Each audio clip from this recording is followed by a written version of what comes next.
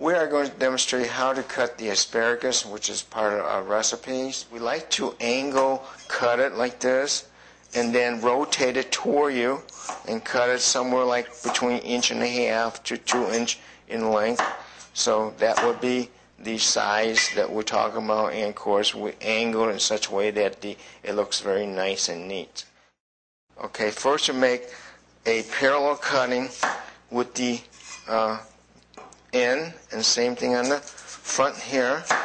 And the best way to do is make a little score here, okay, and then remove the first sheet sometime, maybe even a second, but here is the best way. Here's one will be about 1.5 sheets because these are dry ones, so we really don't need this part. So for our recipe, we are going to cut it in half, like so, and that's all we need. And the onion normally is grown what we call a up and down from the top to the root of the onions, and our recipes call for cutting across the grain. Our next preparation is to make the gravy solutions.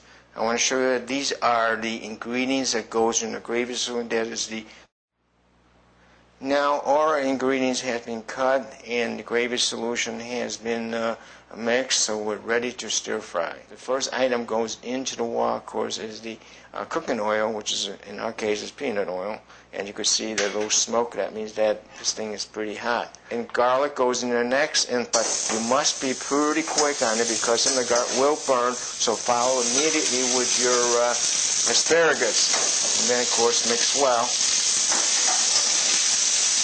Now, next item, we need to add our onions, which is our white onions, nice, beautiful onions. We always insist that you should really move it around or cook it or get some heat on it before you add your next item. And of course, the last item that we're going to add in there is our sweet red pepper, which is kind of a little square type, 5/8 square in fact.